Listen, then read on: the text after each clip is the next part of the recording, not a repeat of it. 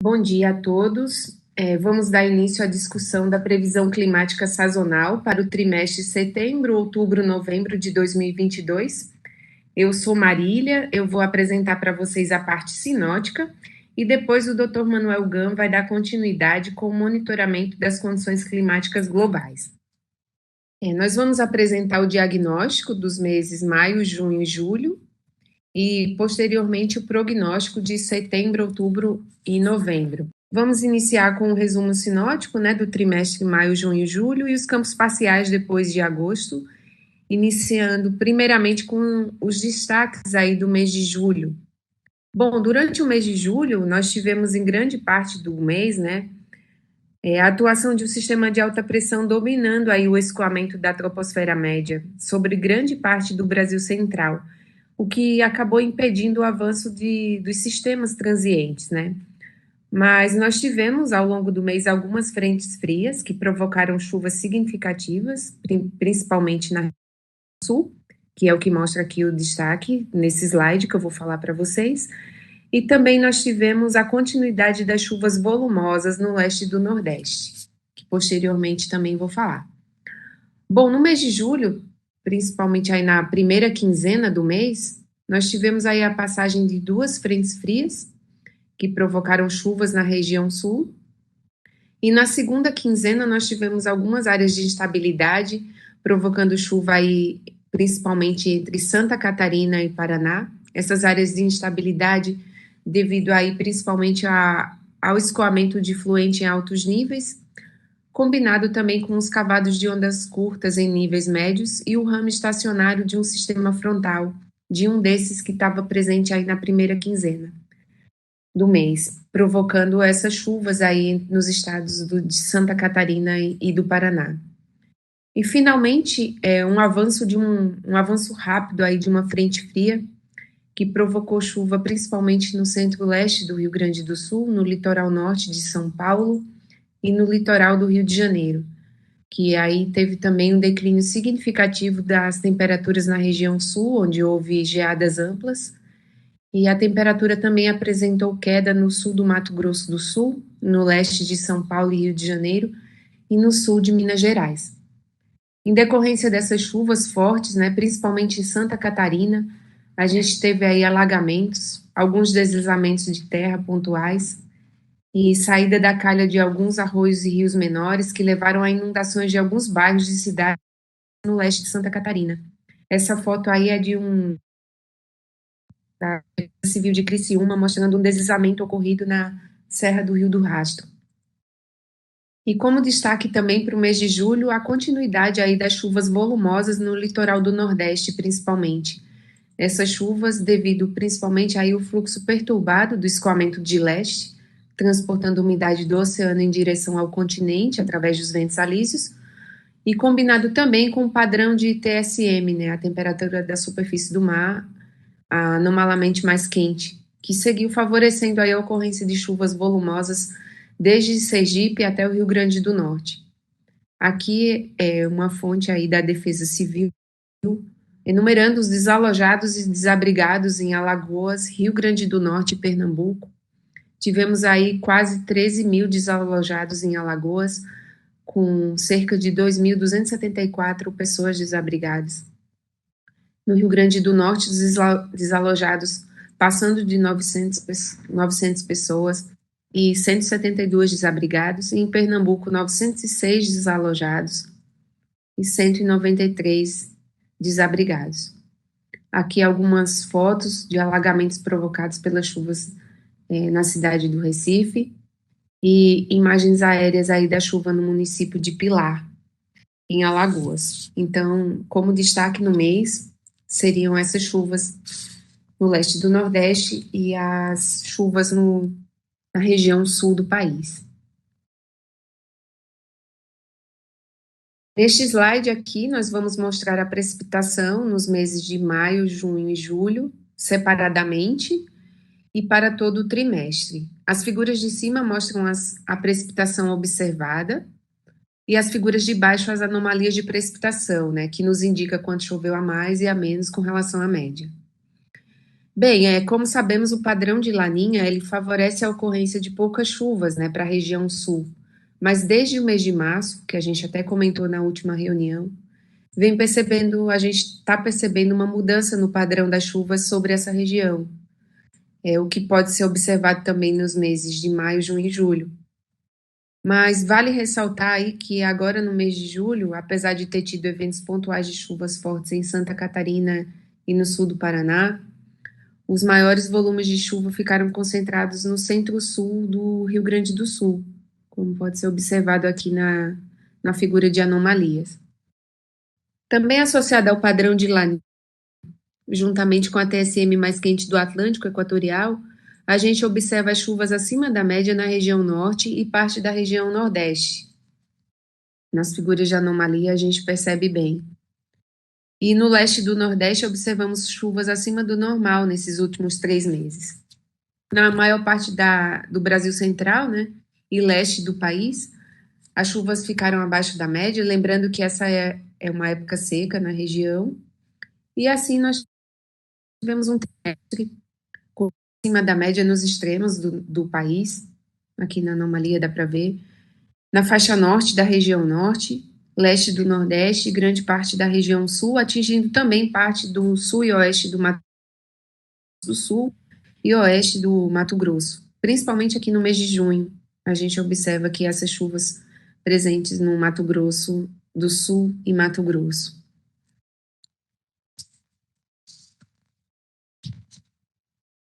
Aqui nós temos as anomalias quinzenais de precipitação para o mês de julho, à esquerda da primeira quinzena e na direita da segunda quinzena. Percebemos uma diferença entre essas duas quinzenas, principalmente aqui na região Nordeste, em que na primeira quinzena foram observadas anomalias positivas de precipitação, ou seja, observou-se chuvas acima da média nessa região durante esse período, que dá para ver bem. E, de um modo geral, nas duas quinzenas foram observadas anomalias positivas de precipitação no extremo sul aqui do país, e em áreas da região norte e litoral também aqui em parte do litoral do Maranhão. Em grande parte do Brasil central, a situação foi de normalidade, lembrando que nessa época do ano praticamente não chove, né, sobre essas localidades.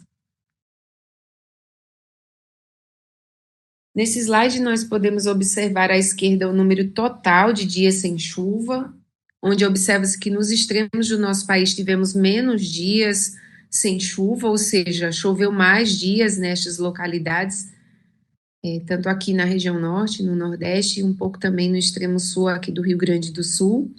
Lembrando que nesta época do ano, principalmente no Brasil central, é a época mais seca mesmo.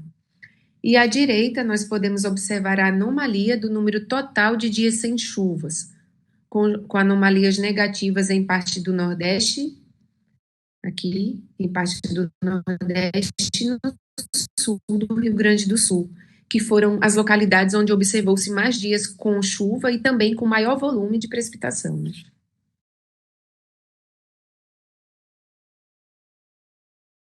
Aqui, nós vemos as anomalias quinzenais de temperatura máxima para o mês de julho. À esquerda temos a primeira quinzena e à direita temos a segunda quinzena. Percebe-se que em grande parte do centro-sul do país as anomalias encontram-se positivas, né, nas duas quinzenas, isso. Ou seja, as temperaturas máximas sobre estas localidades estiveram acima da média, né? E isso é em virtude de não ter tido uma massa de ar tão frio, tão intensa, né, associada aos sistemas frontais que passaram pelo sul do país durante esse mês de julho. Na primeira quinzena, observam-se anomalias negativas de temperatura máxima em algumas localidades do Nordeste, isso em virtude do aumento de nebulosidade sobre estas áreas, e o mesmo ocorreu nas duas quinzenas sobre áreas próximas aqui do oeste de Minas Gerais e em pontos isolados de Goiás, tanto na primeira quinzena quanto na segunda quinzena. Aqui nós temos agora as anomalias de temperaturas mínimas, à esquerda da primeira quinzena e à direita da segunda quinzena.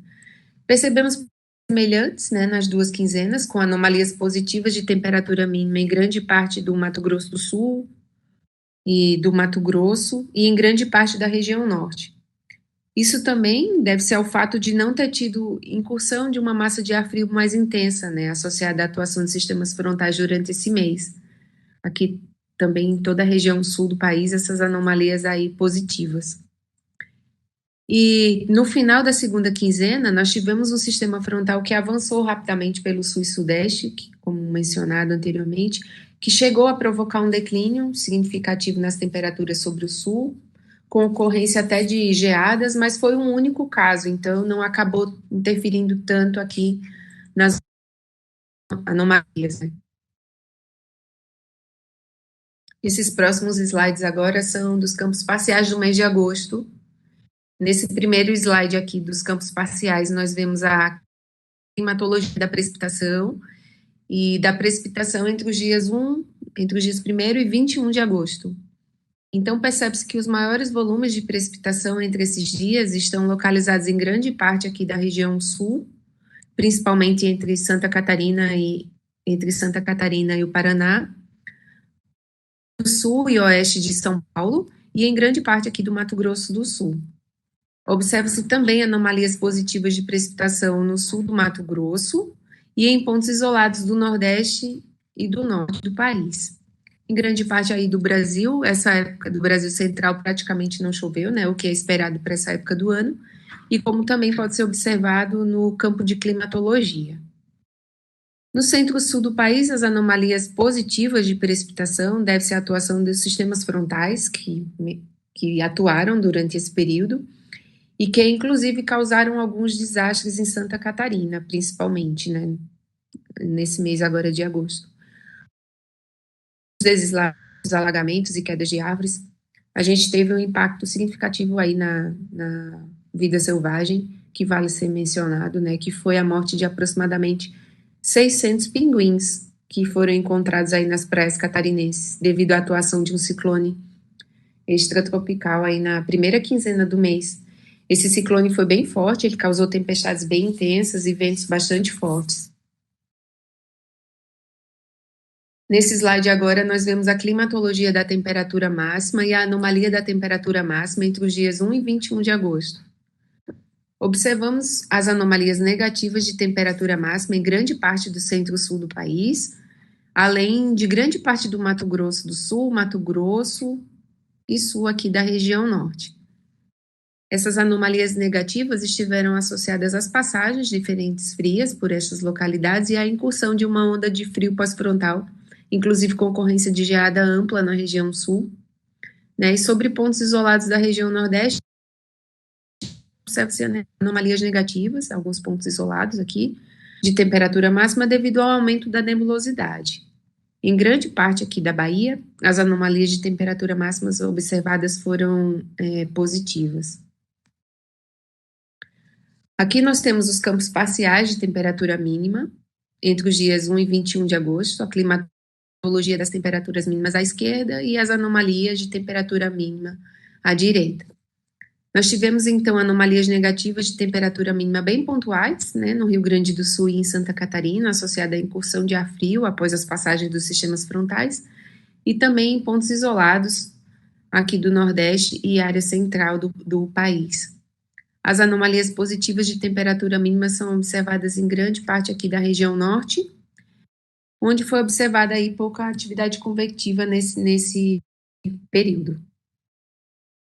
Posso dar um comentário sobre essa figura? Eu fiquei intrigado com, por exemplo, essa anomalia positiva aí no sul de Minas, né? E porque é a anomalia da temperatura mínima, né?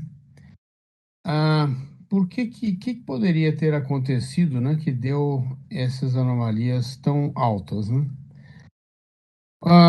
Uma coisa que me chamou a atenção nesse período agora inicial de agosto é o vento. Ventos muito fortes de noite. Ah, ou seja, é algo que me parece que é uma coisa bem localizada, topograficamente induzida, né? Porque nessa região aqui você tem a Serra da Mantiqueira tanto ao oeste como ao sul, né? Ah, ou seja, a prevalência do vento, principalmente de nordeste, né, é que deu origem a essa anomalia, né? Talvez essa seja a explicação. Porque tem bastante dados, essa é a pergunta que eu queria fazer. Essa região tem uma quantidade de dados significativa, não tem, não?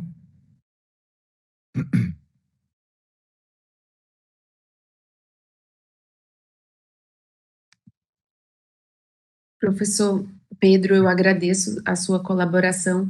Eu só te pergunto e te peço, a gente poderia voltar a questionar no final da apresentação para que desse continuidade à gravação? Não te atrapalharia? Ok, tudo bem. A gente volta a conversar no final, por favor.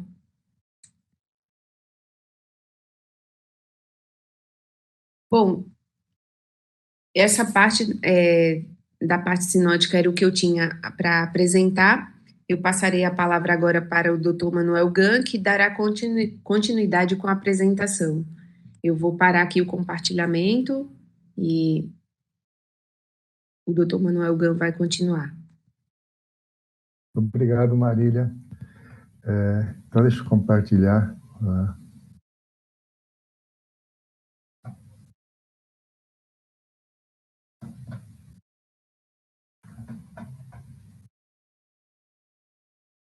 Vocês estão vendo, né?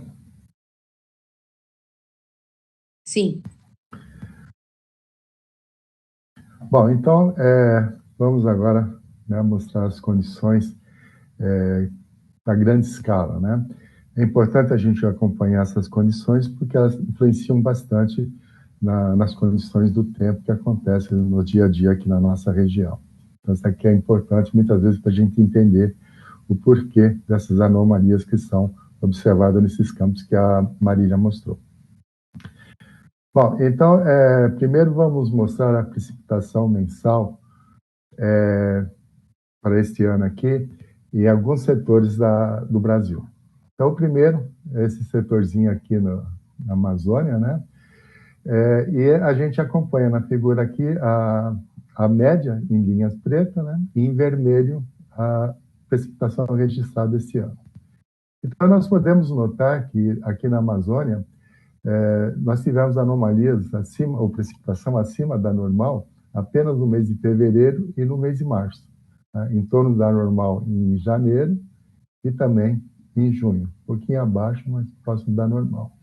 E nos outros meses nós tivemos precipitação abaixo da normal.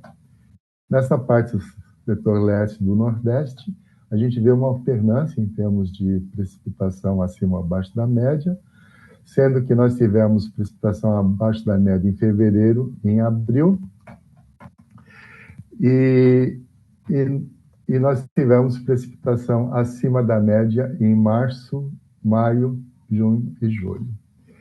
Em São Paulo, a gente praticamente vê precipitação abaixo da média todos os meses, né? Exceto janeiro, que foi em torno da média, é um mês que chove bastante. Junho também foi próximo da média, mas junho chove pouco, então não é muito significativo, né? E o restante dos meses nós tivemos precipitação abaixo da média. No Rio Grande do Sul, nós tivemos também uma alternância, alguns meses com precipitação abaixo da média, como fevereiro, maio e junho, e acima da média em abril e julho, né? E janeiro e março em torno da média. Uma das índices que a gente costuma observar aqui, acompanhar, porque também tem influência na nossa região, em termos de precipitação e temperatura, é o modo anular sul, né? Também conhecido como modo Antártica, oscilação da Antártica. Então, a gente pode observar nessa figura de cima, do lado esquerdo, o valor do índice, né, durante o período, desde final de abril até agora em agosto. E a gente vê que ele tem uma variabilidade, né? Por alguns períodos o índice é negativo, outros positivo, né? Agora nós estamos numa fase em que esse módulo está positivo. Na fase positiva, a gente vê nessa figurinha aqui em cima, ela é caracterizada por pressões na superfície acima da normal, nesse cinturão de latitudes médias, e pressões abaixo da normal, né? Valores mais baixos de pressão, ao longo das latitudes mais altas, ao longo da Antártica, né? E a previsão, nessa figura aqui, da esquerda abaixo, a gente vê nesse espaguete, né, em linhas vermelhas, né? A linha preta seria o valor do índice, representando de forma diferente do que mostra a figura em cima, em barrinhas de azul, e o espaguete é a previsão, e essa linha tracejada preta seria a média das previsões, de vários membros da previsão. Então, a gente vê que ainda até começo de setembro nós vamos ter esse índice na sua fase positiva. Que a gente acompanha as anomalias de precipitação para esse período de 23 de julho a 21 de julho, mas fica um pouco difícil a gente associar com o índice, porque teve fases positivas e negativas, né? Mas a gente vê, por exemplo, no sul do Brasil, que nós tivemos nesse setor aqui, pegando o norte da região sul do Brasil, parte do Mato Grosso do Sul, com anomalias positivas, e já nessa parte aqui do Uruguai, anomalias negativas. E também anomalias negativas no setor sul do Chile, sul e central do Chile, né? E algumas anomalias positivas na Argentina.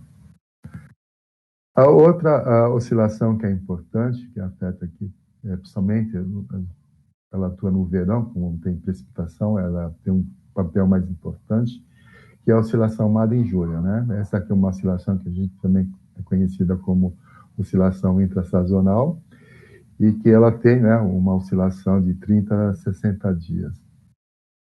Então, dentro desse círculo aqui, né, quando essa oscilação está na fase inativa, né, seriam valores abaixo de 1, registrado por esse índice, que calcula as fases, são 8 fases dessa oscilação. Essas fases aqui, que é representada aqui nessa figura, né, pelos números, corresponde à atuação dela em vários setores do hemisfério do globo, né? Então, a gente vê que começou aqui, né, a figura no dia 6 de julho, tá? Estava com uma fase ativa, pegando o setor 5, e depois passou por um período de fase inativa, né? Depois voltou a ficar por uma fase ativa, e retornou a ficar meio inativa. Então, agora, durante o inverno, ela não tem atuado muito. Nessa figura da esquerda, a gente mostra aqui uma evolução do tempo, da anomalia do potencial de velocidade, que essa variável está associada com divergência. No caso aqui, 200 hectopascal seria em altos níveis, em torno de 12 km de altura. Então, essas linhas tracejadas e pontilhadas mostram, né, a propagação dependendo se nós temos divergência de valores positivos e convergência dos valores negativos, propagando ao longo do hemisfério. A gente pode observar que tem situações em que tem a velocidade mais rápida, como essas daqui, que seria uma velocidade não associada com a oscilação Madden-Julian, porque é muito rápido, e pelo que eu calculei, a velocidade estaria mais associada com uma onda equatorial, conhecida como onda de Kelvin. E essa outra aqui, a gente vê uma propagação mais lenta, que poderia estar associada com a Madden-Julian. Agora, olhando as condições da temperatura da superfície do mar no mês de julho de 2022, que é um ponto importante, né, porque ela tem muita influência, principalmente na precipitação aqui na nossa região. E a gente vê que aqui na anomalia, no mês de julho, nós temos ainda a região aqui do Pacífico Tropical, com anomalias negativas, né, se estendendo mais para o hemisfério sul também.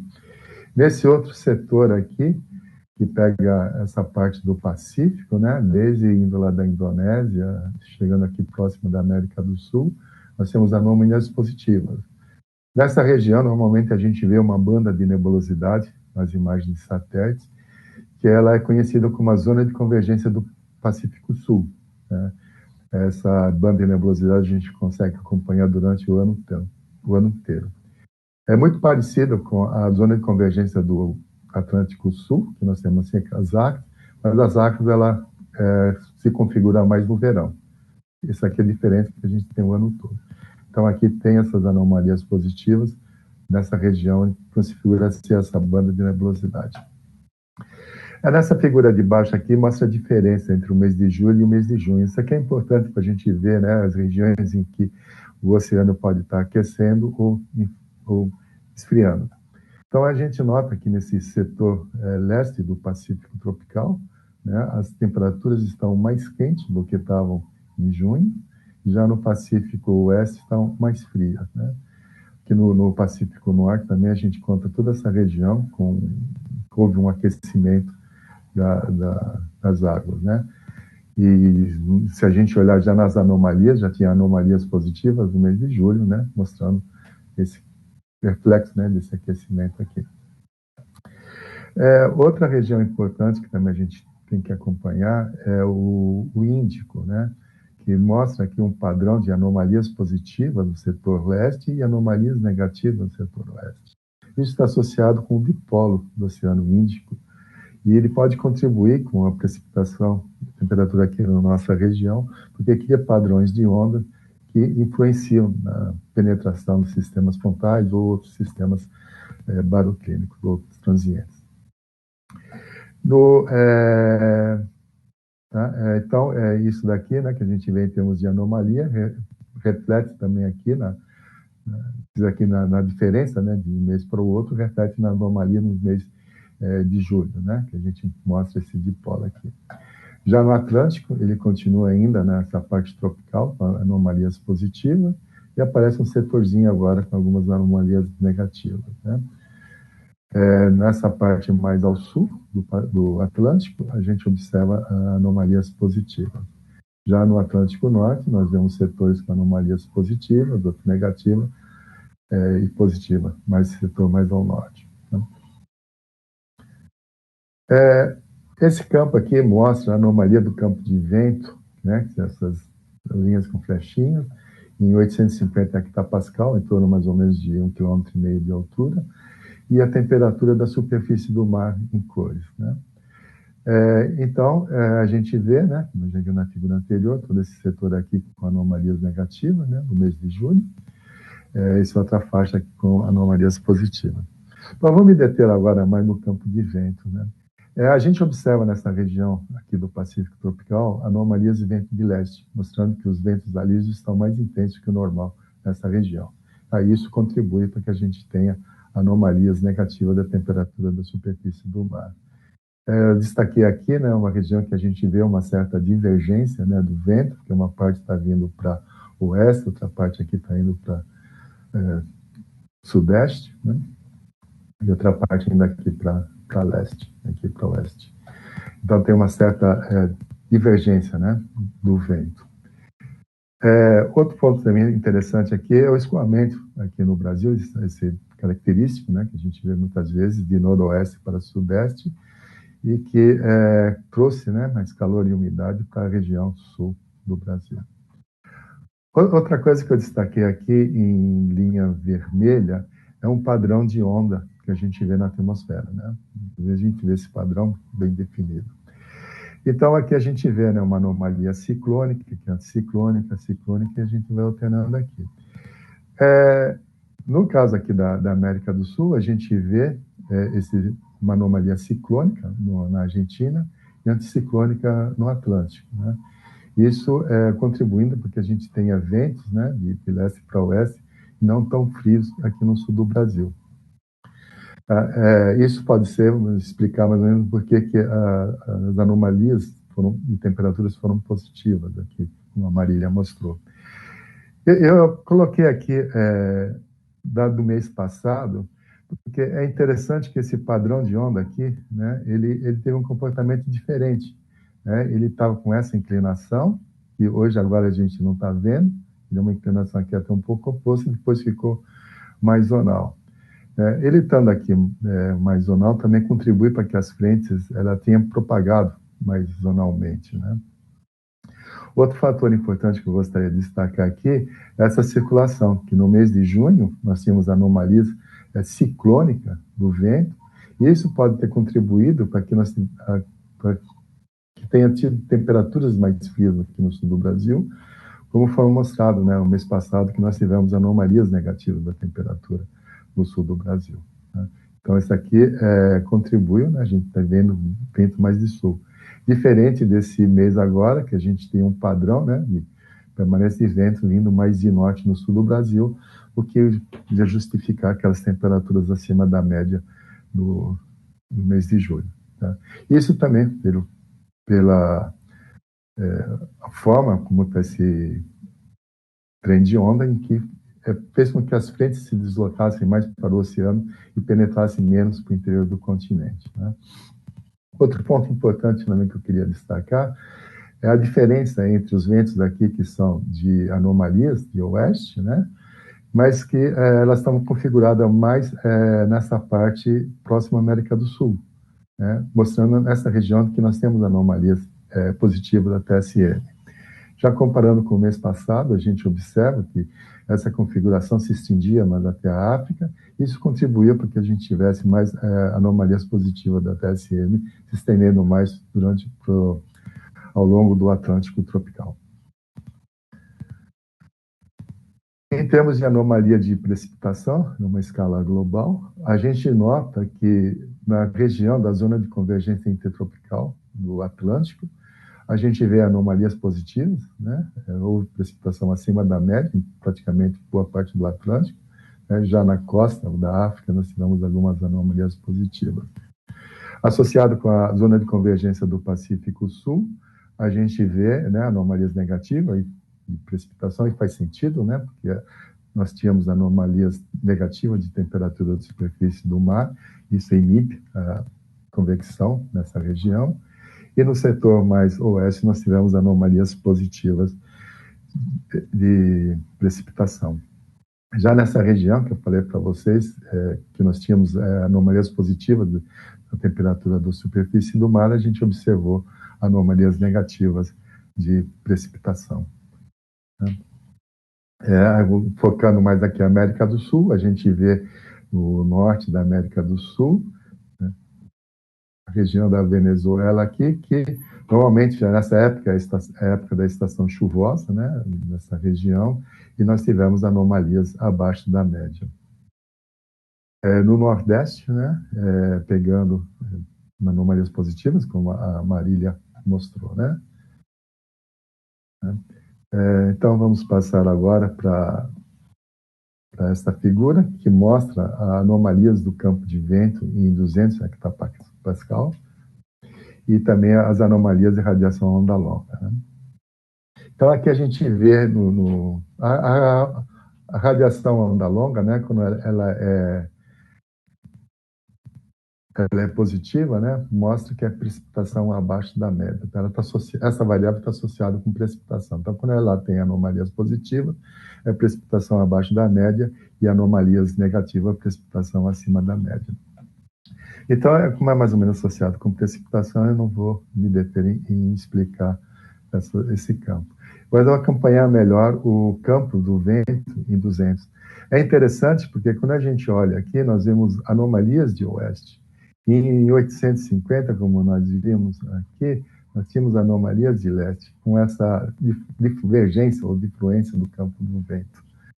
Isso daqui está associado com uma circulação leste-oeste, né? Que ela vem de oeste para leste em altos níveis. Aqui a gente vê uma certa convergência dos ventos e nós tivemos movimento descendente em baixos níveis, ela vai de leste para oeste, e aqui ela sobe. Então, nós tivemos essa circulação aqui.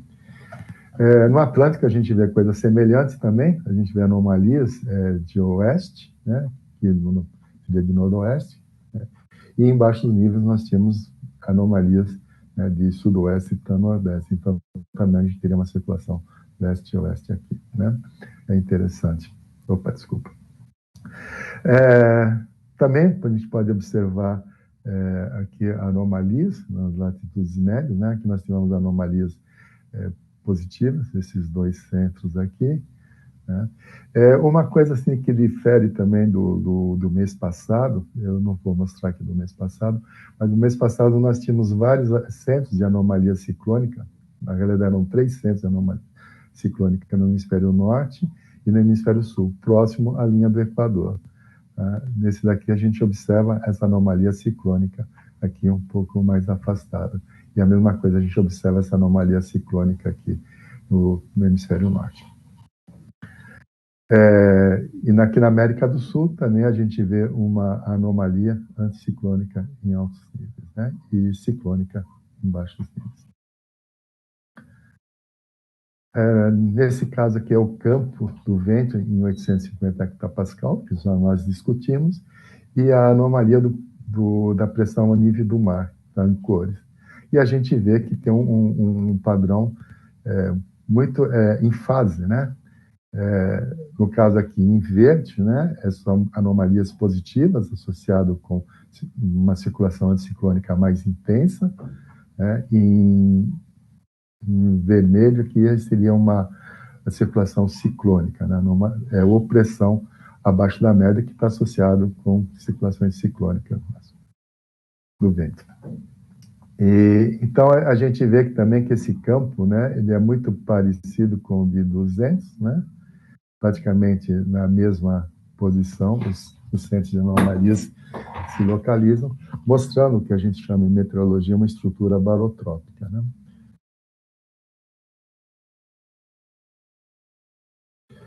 Então, agora aqui, voltando para condições da anomalia de temperatura da superfície do mar, mas agora aqui olhando para alguns períodos específicos, no caso aqui na figura de cima, de 24 de julho a 20 de agosto, e na figura de baixo, de 14 de agosto a 20 de agosto. É importante a gente observar na de cima, né, que é um período maior, o comportamento dela e comparar no de baixo, que já é nos últimos dias que a gente tinha de análise. E a gente pode ver alterações que estão acontecendo na temperatura da superfície do mar. No Pacífico equatorial, né, olhando a região que nós temos configuração de laninha, a gente não vê grandes alterações, mas tem algumas mudanças. Por exemplo, nessa região aqui houve, né, resfriamento bem, né, estão aparecendo anomalias mais negativas aqui, quando nesse período de 24 de julho a 20 de agosto estava mais positivo, né, próximo da normal. Essa banda aqui permaneceu, né. No Atlântico também teve uma mudança bem significativa, né. A gente vê que nesse setor que a gente tem essas anomalias positivas, nesse período de 14 a 20 de agosto, nesse período maior, nessa figura de cima, a gente vê que praticamente estava em condições normais, né? Então, mostrando um aquecimento que houve aqui. Já essa região que tinha aqui anomalias negativas, também, né, aqueceu, porque essas anomalias diminuiu, ficando já próximo de zero, certo? Alguns pontinhos, né? Essa daqui também concentrou mais aqui no norte. E já as outras anomalias praticamente permanecem, né? No Oceano Índico, né, que houve aqui também um resfriamento das águas nesse setor aqui, que é importante a gente acompanhar. Também acompanhando agora aqui a evolução das anomalias da temperatura da superfície do mar no Pacífico tropical, a gente tem aqui anomalias semanais, e a gente vê que o padrão permanece, né, todo esse setor aqui com anomalias negativas, né, e próximo à costa da América do Sul a gente tem, né, períodos em que as anomalias estão mais quentes, e agora já mais na semana começa 17 de agosto já está enfraquecendo essa anomalia aqui. E essa parte das anomalias quentes permanece. Nessa figura da esquerda, a gente vê a propagação das anomalias com o tempo, né? Começando aqui em setembro de 2021 até agosto, então o tempo é de cima para baixo. E embaixo aqui nós vemos a longitude, né? Aqui a parte mais leste, aqui é o 80 oeste, próximo à costa da América do Sul já, né? Então a gente vê a propagação das ondas, né? Das anomalias negativas associadas com ondas equatoriais, oceânicas, né? Desculpa. E nós vemos que nós passamos por um período agora de junho, né? Praticamente com anomalias muito fracas, somente aqui negativas, né? Pegando boa essa parte do Pacífico, e anomalias positivas, até um pouco mais intensa aqui na parte oeste, né, durante esse período. Mas, a partir de julho, começaram a intensificar essas anomalias negativas. O interessante aqui é que surgiram essas anomalias positivas, como a gente viu nessa figura, as figuras da esquerda, né? Ela aparece aqui representada, né? Essa figura mostra várias condições, já fazendo um corte vertical no oceano, né? Para a gente pode ver as condições subsuperficiais, até 300 metros de profundidade, e a evolução durante o tempo, né? Então, a gente vê que desde agosto do ano passado até até meados, né, de janeiro desse ano, a gente passou por período com as anomalias negativas, né? Tá, isso daqui é para essa região aqui, né, de 180 a 100 oeste, se falar. Depois passamos por um período com anomalias positivas, voltou a ficar negativa. Depois tivemos no mês de junho com anomalias positivas e agora nós estamos com novamente anomalias negativas. Essa aqui também mostra, né, um corte vertical, né, da profundidade das águas do mar, né, no Oceano Pacífico. Né, a gente vê de 130 leste até 80 oeste. Né, e então aqui acompanhando, né, por pêntadas, que seria médias de 5 dias, né? Então, essa aqui para a pêntada centrada no dia 22 de junho, e aqui evoluindo assim. Então, a gente vê, inicialmente, a gente tinha essas águas mais profundas, mais quentes, né, do normal, já no topo, né, do oceano, nas águas superficiais, elas estão anomalia negativa. Mas essa anomalia negativa aqui, ela começou a propagar a palestra e também se aprofundar e intensificar, como a gente vê aqui com o tempo. E aí ela começou a dominar todo esse setor aqui. Então, aqui nós tínhamos inicialmente as anomalias quentes, que praticamente desapareceram, elas se concentraram mais na parte oeste do Pacífico. E aqui na parte leste nós temos mais anomalias negativas. Nessa figura da esquerda, a gente vê também a propagação, destacada com linhas pontilhadas ou tracejadas, né? E a gente vê a evolução daqui da propagação das águas no topo do oceano. Bom, aqui a gente vê o índice, né, da oscilação sul, tá, para os vários setores que a gente costuma analisar, que seria o ninho 4, que é representado aqui nessa figura da direita pela cor aqui amarela, o ninho 3 e 4, que é essa linha aqui, que pega a parte, esse retângulo, né, que pega a parte do El Ninho 4, que é o amarelinho, e o El Ninho 3, que é o verde. Então, pega todo esse setor aqui, o Ninho 3, que é toda essa parte em vermelho, e o Ninho 1 e 2, é aqui mais próximo à América do Sul, que é essa caixinha aqui em branco. Então, a gente nota que começou em setembro, né, final de agosto de 2021, vai até agora, e a gente vê que praticamente do El Ninho 4, El Ninho 3.4 e El Ninho 3, nós tivemos anomalias negativas durante todo esse período, né, mostrando as condições de Laninha, ora um pouco mais fracas, ora um pouco mais intensas. Já no El Ninho 1 e 2, nós tínhamos no início do período aqui anomalias positivas, mas depois voltou a ter anomalias negativas, né? Exceto algum ponto que era muito próximo da normalidade. E se a gente analisar, né, o índice de El Ninho 3.4, né, o índice, a gente tínhamos inicialmente aqui, começando aqui agora em julho de 2018, tá? Por isso que está aqui o índice positivo, né? E depois, desde começo de 2020, nós passamos a ter anomalias negativas, né?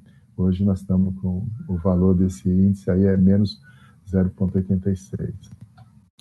Aqui na direita, a gente vê aqui vários valores para o índice, né? Do índice El Ninho 4, o Ninho 3.4, 3. Então, todos a gente vê que estão negativos, mostrando condições de laninha, né? E também a gente pode notar que, comparado de um mês com o outro, esse índice, né, ele se tornou mais baixo, exceto no El Niño 1 e 2, que ele ficou um pouco mais alto que do mês passado. E com essas condições que a gente tem das águas do Oceano Pacífico Tropical, o mês passado que estava no livro de atenção, agora já está no livro de alerta para o desenvolvimento de laninha agora para o final do ano.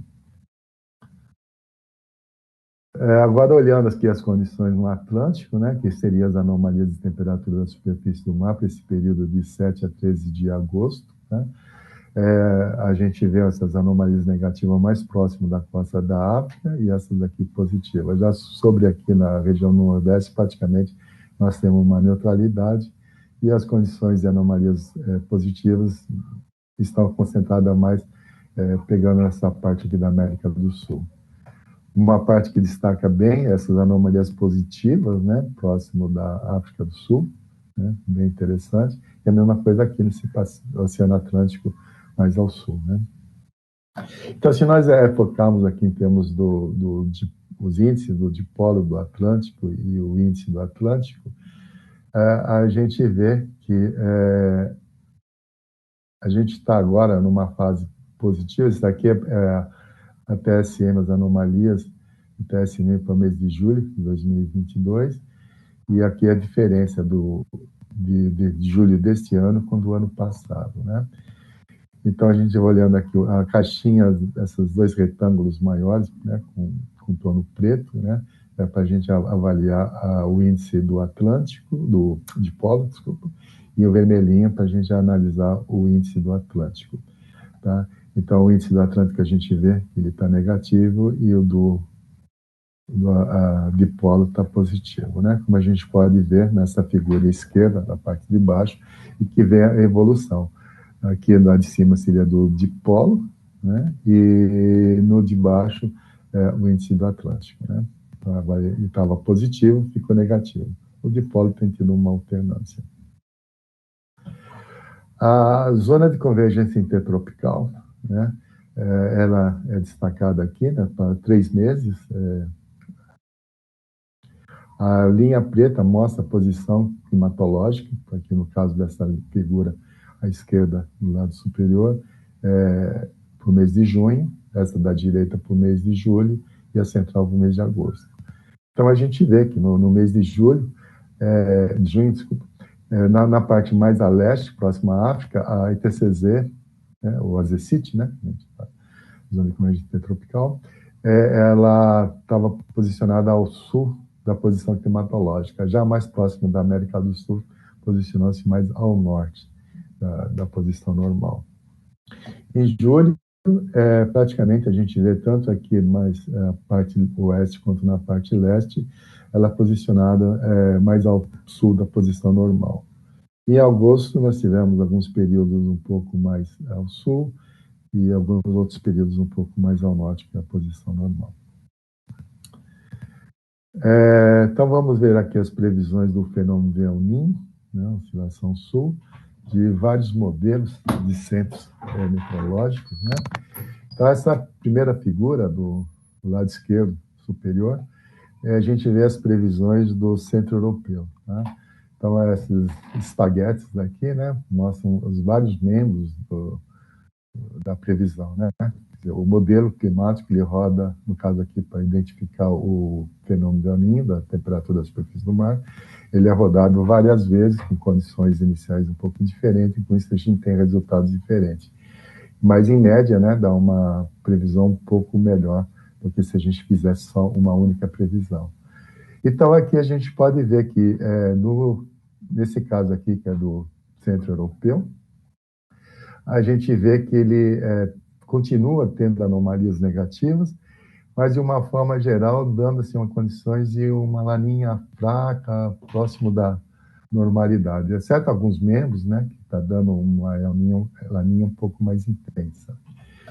Nesse modelo aqui do centro inglês, do Met Office, a gente observa já uma laninha mais intensa sendo prevista. A gente vê que as anomalias ficariam entre -1 e -2, atingindo os valores mais baixos de temperatura, de anomalia de temperatura, né, mais negativo, em novembro, dezembro. Desse modelo americano, CFSV2, também mostra em condições também de permanência de laninha, também no caso aqui, essa linha tracejada é a média, né, de todos os membros do ensemble, e que estaria mais ou menos numa laninha, né, com temperatura em torno de -1, mais ou menos, e também alguns membros indicando uma laninha um pouco mais intensa. E atingindo, né, seu máximo em torno de novembro também, né, outubro, novembro.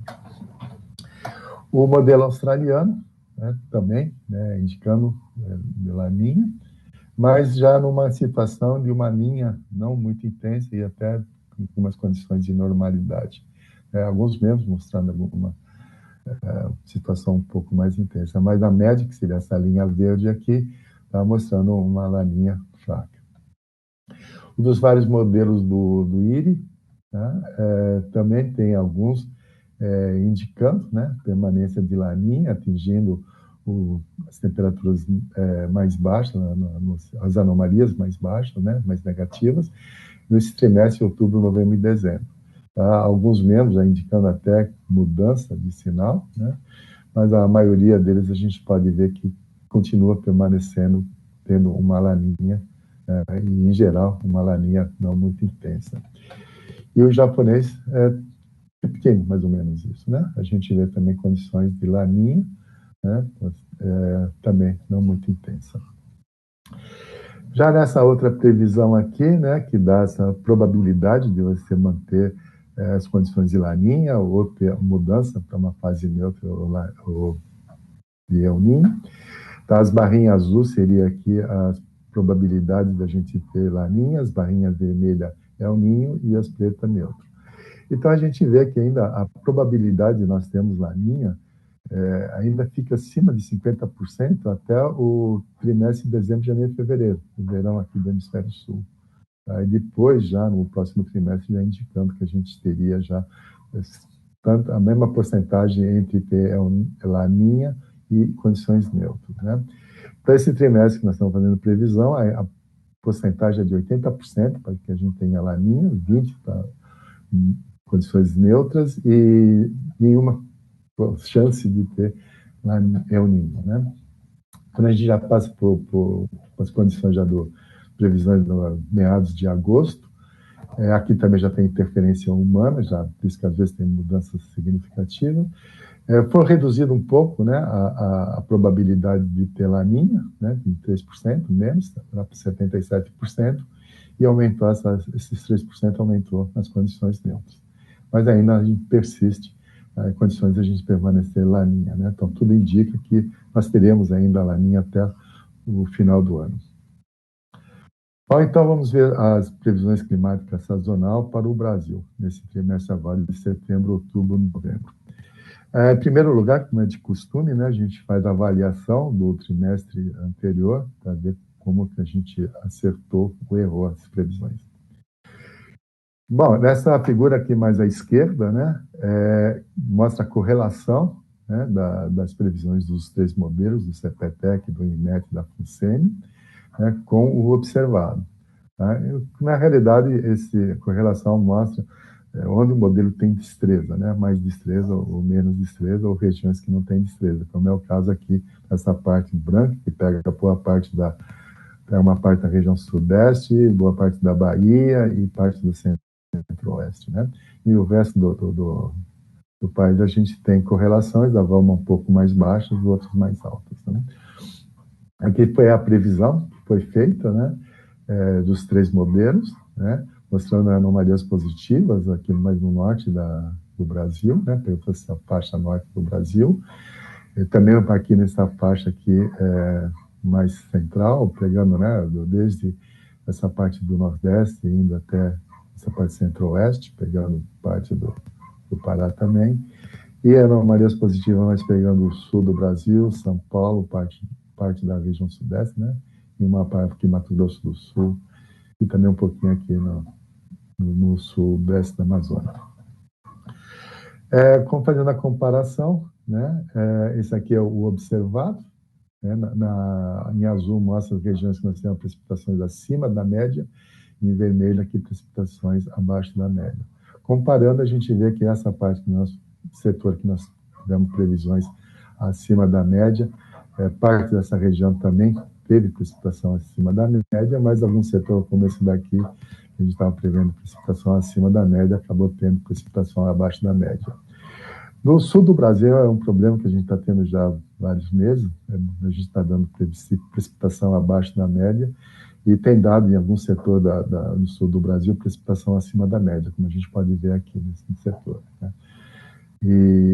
Então, comparando aqui, regiões em que teve acerto e erro, né? Em azul são as regiões que teve acerto, e em cinza as regiões que teve erro. Então, nós acertamos 33%, né, desses quadrículas aqui, foram acertados, previsão, e praticamente 67% teve erro, né? Então, a gente precisa melhorar um pouco mais essas previsões. Bom, o mês passado e esse mês aqui, eu apresento o índice do início da estação chuvosa para a região centro-oeste do Brasil. Tá? Como a região que a gente estuda, né, é de 10 sul até 20 sul, de 60 oeste a 50 oeste. Esse índice é utilizado para essa região, que é uma região importante, que tem a parte do setor elétrico, né, que tem represas de várias hidrelétricas, e também da agricultura. E também essa área que é representativa de uma região maior, né? Então, como os modelos numéricos, eles têm problemas, a destreza dos modelos numéricos e climáticos, eles têm a destreza é menor para precipitação e maior para o vento. Então, nós desenvolvemos um índice que utiliza o vento em 850 hectopascal. Mas é só o vento que vem de oeste para leste, tá? Então, esse vento, o que utiliza? A gente usa esse nível, 850 hectopascal, a gente fixa 60 oeste, vou explicar aqui, a gente fixa aqui, nessa parte, e faz a média de 10 a 20 sul. Então, se o vento aqui, ele vem de oeste, ele está trazendo umidade da Amazônia, tá? Então, contribui para que você tenha maior precipitação aqui. Mas se ele é de leste, vem o ar mais seco aqui da região. Outro ponto importante, quando ele penetra aqui de oeste, é porque você também tem uma circulação de leste aqui, associada com a circulação anticiclônica do Atlântico Sul, e aí acaba tendo uma convergência dos ventos nessa região, e que contribui para você ter movimento ascendente e ascendente, né? Outra coisa, então a gente vê essa mudança do vento, mas essa mudança do vento, ela não pode persistir, ela tem que ser positiva, né? Porque o vento de oeste, ele é positivo, o vento de leste é negativo, mas ele tem que ter uma persistência, né? Não adianta só mudar a direção por alguns dias, depois ficar de oeste por alguns dias, depois ficar de leste. Então, tem que ter uma sequência de vários dias para que a gente configure que a estação chuvosa começou. Então, a gente trabalha com pêntanos, que é a média de 5 dias. Então, a gente analisa, a partir da primeira vez que muda o campo de vento de leste para oeste, a gente tem que ter essa mudança por pelo menos 6 pêntadas das 8 subsequentes, né? Quer dizer, representa 75% dessas pêntadas, tá? E com isso a gente roda o modelo climático do CPTEC, pega os resultados. O modelo climático do CPTEC é rodado 15 vezes com condições iniciais diferentes, né? E com isso a gente tem 15 previsões diferentes. Nessa figura aqui, tá? Eu mostro o resultado disso. Aqui nessa parte de baixo, nesse eixo X aqui, seria as pêntadas, e nesse eixo aqui, o número de ocorrências, quer dizer, quantas pêntadas foram previstas que houve, o início da estação chuvosa começou, por exemplo, no caso, pêntada 57, tá? Ela começou, teve um membro, né, que indicou que ela começasse, aí na estação chuvosa começaria na pêntada 57. Também um membro na 58, tá? E, no caso, na pêntada 66, nós tivemos 3 membros, calculou, tá? Então, no total aqui a gente vai ter 15 pêntadas, 15 membros. Em relação à pêntada, né, só uma explicaçãozinha, né, para quem não conhece, durante o ano a gente tem, divide, né, em pêntadas, né? Então, a primeira pêntada é de 1 a 5 de janeiro, a segunda pêntada de 6 a 10 de janeiro, tá? E então, assim, durante o ano a gente tem 73 pêntadas. Isso foi feito para a rodada de julho, a gente vê uma distribuição que nós temos entre a pêntada 57 até a pêntada 68, mas fazendo a média disso daqui, está dando uma pêntada 63, que seria essa daqui, que seria de 6 a 11 de novembro. A mesma análise nós fizemos agora com a rodada de agosto, né? Eu coloquei aqui só para a gente fazer uma comparação. A gente vê uma mudança, né? Estava dando mais membros na pêntada 66, agora nós temos 3 membros dando início da estação chuvosa na pêntada 63. E fazendo a média aqui, coincidentemente, também deu pêntada 63, de 7 a 11 de novembro.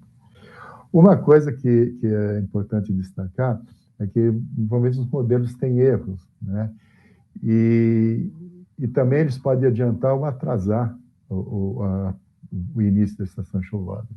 Então, teve um aluno meu que fez uma análise, né, o Luiz Fernando, comparando, né, as previsões feitas, fazendo a comparação desse índice, né, com as previsões do modelo com o observado. Só que era um modelo anterior do CPTEC. Na época, dava que esse índice ele atrasava 2, 3 pêntadas, né? Então, de 10 a 15 dias dava o atraso. Né? Esse novo modelo a gente não teve ainda uma série grande para fazer esse tipo de análise, mas a gente levando em consideração mais ou menos o mesmo erro, a gente pode dizer que a estação chuvosa deveria estar começando no final de agosto, tá? Isso aí teria um pequeno atraso, porque, em média, né, pelo índice que a gente utiliza, a estação chuvosa começaria na região centro-oeste em meados de outubro, né? Então, aqui a gente teria, a previsão seria final de outubro, tá? Ela teria atrasando um pouquinho, em torno de 10, 15 dias. Agora, olhando agora as previsões da temperatura da superfície do mar, de vários modelos de centros, né? Todos os modelos, né, a gente pode analisar, eles mantêm essas condições de laninha, né, com anomalias negativas no Pacífico. Tá? Algumas mudanças a gente vê no Atlântico, que aqui nós temos anomalias positivas, né, no modelo americano, do centro europeu, também do WMO. Já no modelo inglês, né, dá uma pequena área, pequena anomalia positiva, mas mais próxima da neutralidade. O canadense também dá uma pequena área de anomalias positivas, a mesma coisa acontecendo com esse modelo NMM. No Índico, né, que é importante a gente acompanhar também, mostrando essa condição, né, de anomalias negativas, né, no setor oeste, positivo no setor leste, praticamente mostrado pelos modelos, né? Exceto esse WMO, que não mostra essas anomalias negativas no setor oeste do Oceano Índico. Então, fazendo a previsão da temperatura agora aqui para o Brasil, tá? Nessa figurinha da esquerda no superior é a climatologia, feita com os dados do INMET, né? Então, a gente pode ver temperaturas maiores, né, nessa região mais tropical, e temperaturas mais baixas no sul do Brasil. As previsões em termos dos modelos, né, tem diferenças, a gente pode ver.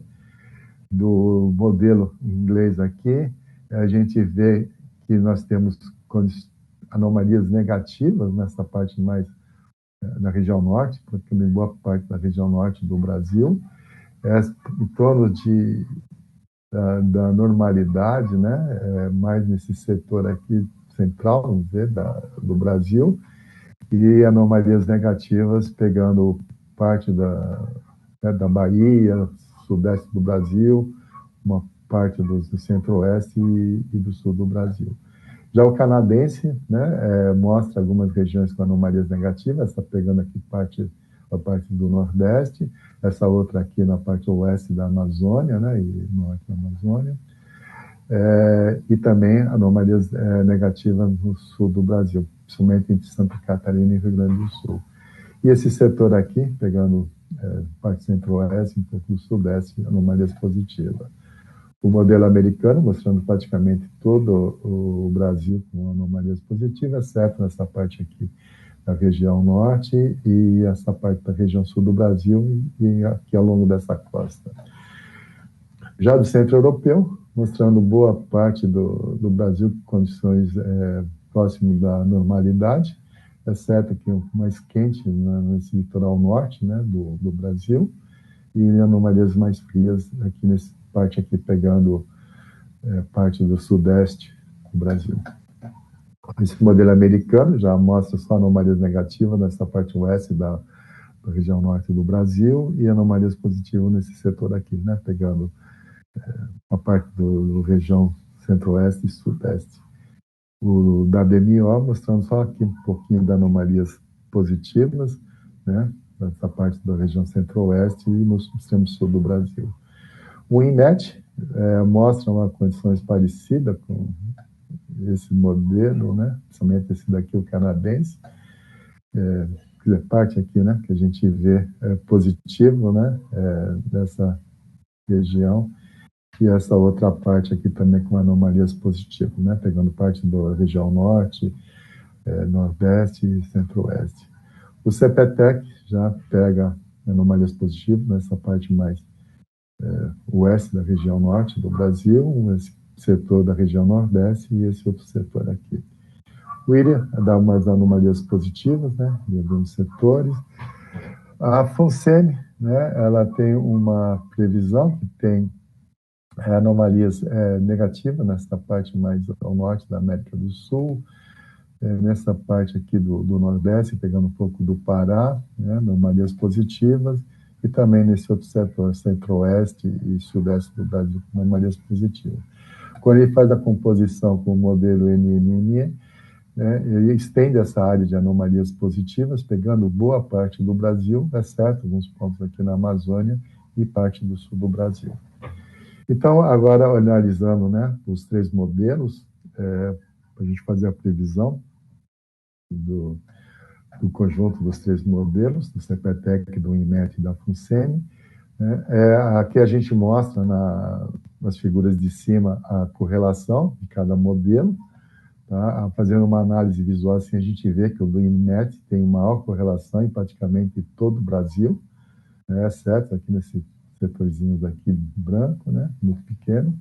Já o CPTEC, ele concentra uma destreza maior na região tropical, e se a gente pegar a região sudeste e sul, praticamente não tem correlação, e também na parte na centro-oeste, e alguns setores, como essa parte bem oeste da região norte, e esse setor aqui do nordeste. A FUNSEMI, ele pega esse setor aqui, né, essa banda aqui, entre a região sul da Bahia, né, e Bahia e vindo aqui até o sul do Pará, tudo aqui, essa parte sem destreza, e essas outras regiões. Bom, aqui já descrevi, né, na figura anterior. Então, fazendo a composição dos três modelos, isso aqui é a destreza dos três modelos, tá, que a gente acaba não tendo não tem destreza, né, na maior parte da região sul do Brasil e uma parte de São Paulo. E a previsão seria essa, praticamente condições de anomalias positivas, em boa parte do Brasil, né, pegando, né, parte do Nordeste, Pará, Amazônia, região Centro-Oeste e um pouco da Sudeste, né? E nas outras a gente teria normalidade. Isso aqui em termos de probabilidade, né?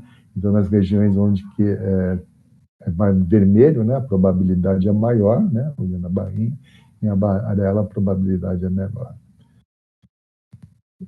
E esse daqui em termos de anomalia, né? Então a gente vê que não teria anomalias muito altas, né? Em torno de 0,25 a 0,5 e algumas pequenas regiões de 0,1.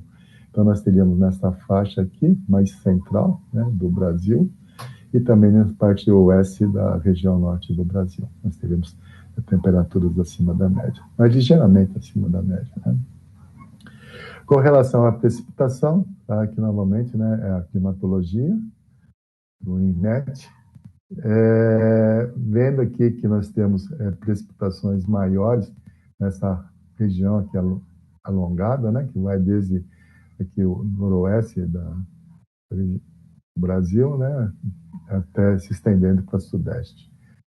E essa faixa aqui mais próxima à costa, né, a gente tem anomalias desculpa, caso que é uma anomalia, precipitação, tem uma menor quantidade de precipitação, né? A gente sabe que aqui esse período ainda é bem seco no Nordeste. E no sul do Brasil, como não tem uma estação chuvosa e seca bem definida, a gente tem também precipitação observada aqui.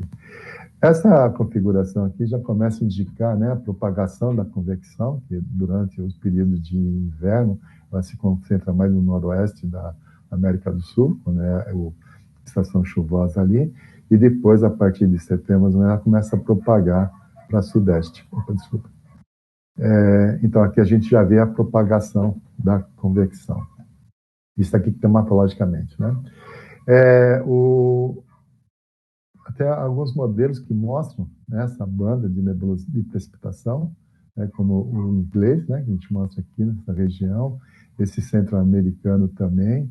Esse outro modelo o americano também mostra, mas já não com anomalias tão altas, né? O canadense mostra, mas é um pouco mais ao norte, né? Mas mostra também tendo essa banda. O do IRI, ele concentra a precipitação mais nesse setor aqui, até pegando no Nordeste, né? E anomalias negativas, mais no sul do Brasil, coisa que também os outros modelos têm mostrado. O do Centro Europeu também já dá uma previsão um pouco parecida com o do IRI, principalmente nesse setor, mas ele mostra aqui também anomalias positivas nessa parte, e no Sul, anomalias negativas, né?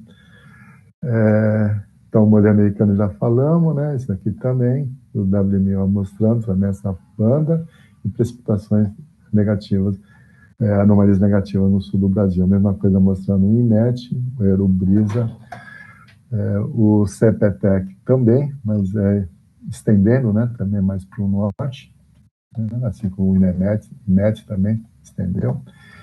E a FUNSEMI mostra um pouco diferente, concentrando as anomalias positivas mais nessa parte aqui da América do Sul, e anomalias negativas nesse aqui, né, pegando São Paulo, norte do região sul do Brasil, e quando a FUNSEMI faz em conjunto com o modelo NMME, tá, e mostra mais ou menos, não muito configurada, essa banda de nebulosidade do noroeste e sudeste, e anomalias no sul do Brasil. Isso no sul do Brasil e Uruguai.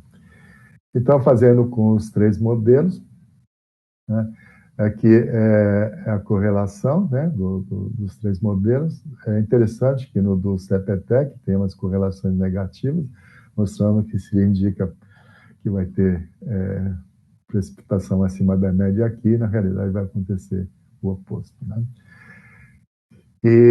Então ele pega mais essa parte aqui que ele tem destreza nas previsões. Já do INMET tem uma destreza maior, principalmente no sul do Brasil e nessa parte mais ao norte. E nessa parte, vamos dizer, mais central, ele não tem muita destreza ou nenhuma destreza. A FUNSEMI também mostrando nessa faixa aqui, central, né, não tem destreza. Mostrando também aqui no oeste da região norte, assim como o INMET, né, e o CPTEC não tem destreza. Ele também não tem destreza nessa parte aqui do Nordeste. Bom, a previsão da precipitação, já descrevi na figura anterior, né? Então, quando a gente faz a composição dos três modelos, a gente vê aqui a destreza, a gente acaba tendo, né, toda essa área, e que a gente acaba não tendo destreza nessa região do centro-oeste, pegando também essa parte da região norte do Brasil. Em termos de probabilidade de precipitação, tá? Nós temos toda essa faixa aqui com precipitações acima do normal, né? Tem boa parte da região norte, uma parte da região centro-oeste, sudeste e nordeste, né? E anomalias negativas, né? Pegando esse setor aqui, né? Uma parte da região sul do Brasil, pegando São Paulo, um pouco de Minas e de Mato Grosso do Sul. E quando a gente faz em termos de anomalia, de precipitação, né? Então nós temos toda essa faixa aqui, mais ao norte, com anomalias positivas, exceto esse setorzinho aqui no nordeste, e anomalias negativas pegando esse setor aqui, né? Descrito na outra figura.